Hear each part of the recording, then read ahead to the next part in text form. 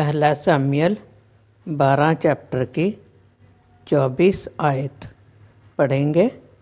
केवल इतना हो कि तुम लोग यहोवा का भय मानो और सच्चाई से अपने संपूर्ण मन के साथ उसकी उपासना करो, क्योंकि ये तो सोचो कि उसने तुम्हारे लिए कैसे बड़े बड़े काम किए हैं। इसकी पूरी वीडियो देखने के लिए, सुनने के लिए ऊपर लिखा हुआ है YT चैनल यानी कि यूट्यूब चैनल सच्ची गवाह परवीन को आप उस पर पूरी वीडियो सुन सकते हैं। आप इसको सब्सक्राइब कीजिए, लाइक कीजिए और शेयर कीजिए। खुदा आप सबको ब्लेस करे। Thank you. जय मसीह की। आमीन।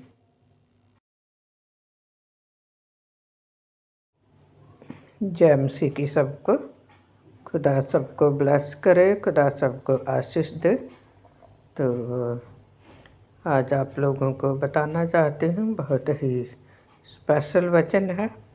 वचन तो वैसे पूरी बाइबल का ही हम सब के लिए बहुत ज़्यादा स्पेशल है, लेकिन होता है कि कई बार दुनियावी तौर के बीच में हम लोगों को किस तरह से चलना है, तो हमें कुछ वचन ऐसा दिया जाता है और ऐसा वचन मिल जाता है जिससे कि हम लोग बहुत ही ज़्यादा आनंदित होते हैं। तो आज का वचन भी ऐसे ही है, तो बताती हूँ मैं आप लोगों को। पढ़ते हैं हम लोग पहला सामुएल 12 चैप्टर की 24 आयत। पहला सामुएल 12 चैप्टर की 24 आयत। केवल इतना हो कि तुम लोग यहोवा का भय मानो और सच्चाई से अपने संपूर्ण मन के साथ उसकी उपासना करो, क्योंकि ये तो सोचो कि उसने तुम्हारे लिए कैसे बड़े बड़े काम किए हैं। तो इस वचन में मैं आप लोगों को बताना चाहती हूँ कि ये स्पेशल उन लोगों के लिए वचन है। अगर हम पहली आयत देखें तो उसके बीच में ये लिखा हुआ, केवल इतना हो कि तुम लोग यहोवा का भय मानो। जितने भी लोग परमेश्वर के बीच में आते हैं तो देखते हैं वो लोग, दुनिया के जो लोग हैं वो कितने गलत काम करते हैं।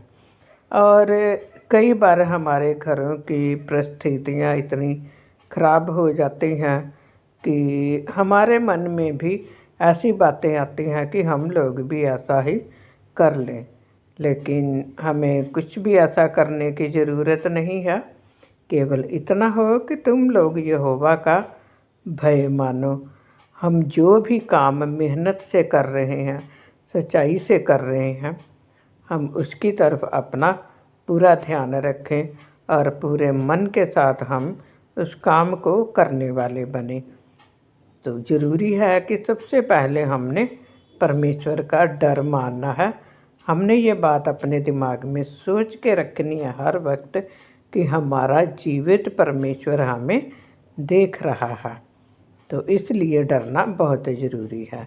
आगे लिखा हुआ, और सच्चाई से अपने संपूर्ण मन के साथ उसकी उपासना करो। संपूर्ण मन, रूह, जिस्म, जान। मैं प्रार्थना करती होती हूँ कि मेरा रूह, जिस्म, जान पिता, पुत्र, पवित्र आत्मा की सामर्थ्य में हो जाए। जब हम इस तरह से प्रार्थना करते हैं तो सचमुच में आपने बाइबल में बहुत से ऐसे शब्द देखे होंगे जो कि त्रिएक है, मार्ग, सत्य, जीवन। इसी तरह से जैसे कि मैंने आपको बताया, रूह, जिस्म, जान पिता, पुत्र, पवित्र आत्मा के मुताबिक। तो इसलिए आप लोगों को घबराने की ज़रूरत नहीं है।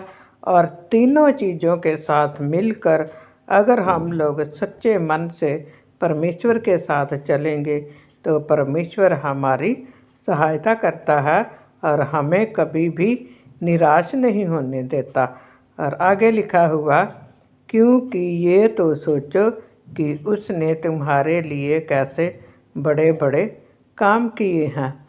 ये मेरे जीवन की बहुत ही बड़ी गवाही है, क्योंकि मैंने बहुत ज़्यादा अपनी लाइफ में संघर्ष किया है और परमेश्वर के साथ चलने की वजह से मैं आप लोगों को बताना चाहती हूँ कि मैंने पिछली अपनी एक और वीडियो में भी बताया हुआ कि परमेश्वर के साथ चलने में मेरा जो सबसे बड़ा सबूत है वो ये है कि मैं आज भी तंदुरुस्त हूँ और बहुत सालों से मैं इस सेवा को कर रही हूँ और करती भी हूँ।